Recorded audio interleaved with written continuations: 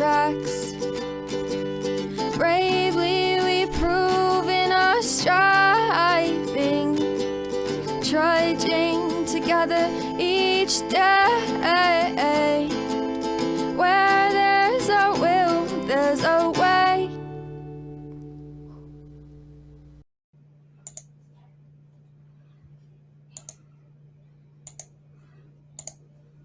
Good evening. Good evening. Happy Thanksgiving again. It is still Thanksgiving. What the hell is that? That's new. Okay, I don't even know what it does. Checking my stuff here. Okay, we're still on Yeti. So that's a good thing. That's a good thing. Let's see if anybody's able to make it. Everybody's probably eating right now. Not sure what we're going to have. We haven't talked about it yet. So, but I tell you, it ain't going to be much. Yet, it sucks because our bank account is froze right now due to no fault of our own. There's a car crash and the car payment hasn't been made because State Farm didn't send their check. So the bank thought that they would just cut off our money for, the holiday weekend. So don't worry, Monday they'll have a big surprise. I wasn't banking forever. I'm going to call and chew their asses out. Oh boy. I'm not going to be very nice about it either. So, yeah. Hi, Ingrid. It's funny because when I was done earlier, because my wife was on, she's like, everybody just said Facebook user. How'd you know who everybody was? I'm like, because we have these signals that Ingrid always has sunshine. Amber does the clappy thing. Patricia's in a different time zone, so she says her thing. My mom says 38. We all have these little clues. So, she's like, oh, okay. All right. So, but welcome to another edition of Trudging Together. I'm Dion, and life is life, man. If you're here, please say hello, whether you're watching the live or the rewatch. Right now, gobble gobble, gobble gobble, gobble gobble, gobble gobble gobble. My cats are looking at me like I'm a freak. Hey, Amber. Yay, my two favorite people. So it was good to see you both in the meeting. And yes, when I was talking about daughters to me, I was talking about you too. Yeah, boundaries and the holidays. Man, it can be pretty fucking tough. And each of us has our own situation, right? Some of us have no family.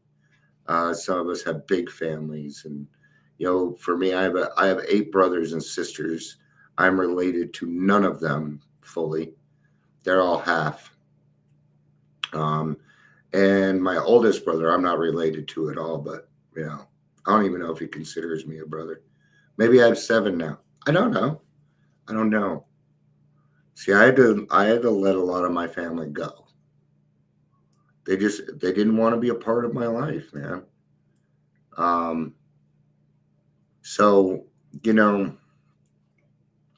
but that also doesn't mean that I need to go somewhere and tolerate other people's bullcrap, man. I'm not required to do that. I am not. And not everybody's in a situation where their family is accepting of what they've done and things like that. For me, there's a whole side of my family, they don't even talk to me, right? And nor do they care what's going on in my life. Somebody had died, I was told, and I'm like, what does it matter? I mean, you know, so boundaries start internally.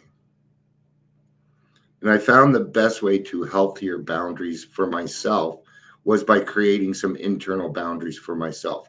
What are some internal boundaries? Number one, when I first got sober, one of my boundaries was I did not leave the house with more than $2. Hey, Katie, good to see you. It's good to see you. What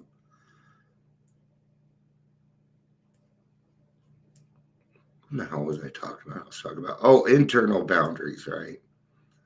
So I wouldn't leave the house with more than $2.10 because it was $1.10 for the coffee, actually $1.07, and then $1 for the basket. Okay. What were some other boundaries? No alcohol in the house. No coming home drunk. You are not allowed to be in this house drunk. It's one of the rules. That is an internal boundary. These are my boundaries. Okay. If my kids decide to buy a 6-pack and they're upstairs, I don't give a fuck. But they have not drank once since they've got here, just out of respect. Just out of respect, man. See? Right? So we have to start with those internal boundaries first. What are some other ones? Making sure you go to a meeting every day, that you're talking with your sponsor. If you've done the steps of, working with sponsees. We're all just trying to get through this life, man. And we alcoholics have had a bad time at it. Right? I mean, we have a disease that actually creates fierce resentment. Okay. So I'm gonna kind of tell my experience. If your experience is different, which it probably is, okay, please feel free to share it. I'll try and talk long enough because I know it's kind of hard to write those things out. Okay, so. This isn't going to be like a speaker me. I'm not going to go on and on about well, I might, you never know. But, yeah, and I've said this quite a lot, but I was just the kind of kid that I didn't have any friends growing up for particular reason. I was a bedwetter till I was 11.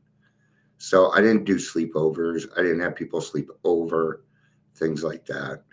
And I wasn't necessarily a problem child, but I was a child with a lot of problems. And I don't think that my stepdad at the time really appreciated a lot of that. I think he felt like he got gypped by joining this family or something. By the time I was 14, my parents decided it was better that I live somewhere else. And I've just never, ever, ever felt a part of the family, ever. Right? Now I'm going to move forward a little bit because, see, that was 4 brothers. That was 3 brothers and a sister. And when I was 12, I was going to the liquor store. I always went to the liquor store with my mom, and I knew what booze she liked. But I don't remember what. Canadian Club and Budweiser. I don't know how I remember that. I remember it because I'm an alcoholic. But on the way, she let me know that my dad wasn't my dad. And, I kind of already knew because everybody else had blonde hair and blue eyes. And, well, I did not. And I was always a pretty smart kid. I kind of knew, but I just figured, I didn't know any better. So what was I to say, So, but that just kind of sets up when I was doing my 9th step later on in my life. I decided to reach out to my biological father, who died with 51 years of sobriety. And he said he didn't want much to do. He's like, I'm on my deathbed. I don't have very much longer to live, and I don't want you to come out and see me. I don't. And that's what I got. Found out I had 3 more sisters and a brother. And I thought there would be some kind of, I had an expectation that I thought there might be some kind of homecoming. Hey, we've got a little brother, that needs us. And, maybe I'd finally feel like a part of a family. And nope, it did not turn out that way. In fact, what I think happened is I made it even worse because they didn't even know that I existed. That kind of fucking hurt. It just made me feel like I was not a part again. Right. And this was in my recovery. This was during my recovery. And now a lot of these people wanted me to get sober. Dion, I want you to get sober. Dion, you need to get sober. They would literally interfere with my life, which is why I moved to California at one point, because I was tired of them meddling with my fucking life. I was tired of my girlfriend at the time calling my mom and showing up and my mom sitting there. And I would yell at her and say, why the fuck are you even here? You know I'm not going to listen to you. You spent all your time coming over here. That's how I was. That's the way that I was. So when I finally did get sober, the first time I got sober, my family really rallied around me. And this time it didn't happen. It was too far gone. There's too many resentments. There's too much unhealed trauma going on. And for years, I would show up to these family functions and I'd leave hating them all. I would get triggered, okay? Now, the thing is that's my own emotional sobriety, and therefore, my triggers are my own responsibility. Yeah. My triggers are my own responsibility. Nobody else is responsible for those. I'm the one that acts out. I'm the one that does these things. So therefore, it is my responsibility. So I tried a couple of different things. Last year, I tried to have Mother's Day over here, see if that would work. And it was still the same crap. And I told my mom, I'm like, Mom, I'm not doing it anymore. Your children need to grow the fuck up. Period. They need to grow up. Right. And then when I do have things, you come over, you bring bad news about somebody that doesn't even like me. What do you think? Why do you think I care? And so then my family thinks that, I'm just kind of offish that way. No, you didn't want me a part of it. If you're not going to bring me around for the good news, I don't give a fuck about your bad news. Okay. So what did I do? I had to do something about this, did I not? Because doesn't the program kind of dictate? It's sure there's suggestions unless you want to make it. Okay. So I still had to do my 9th step. Right. I still had to do these things because the one thing I refuse to do is to let somebody die with regrets. I won't do it anymore. Okay. So they got letters. I did my 9th step. I didn't hear back from anybody. My side of the street is clean. I'm done. Okay. So I'm going to tell you what happened. And let's be very, very clear about this. Because, gosh, doesn't it take 2 to tango? It does. It takes 2 to tango, no matter what it was. See, my family, a part of my family needs me, or they feel that they need me, or they don't have anybody to bash,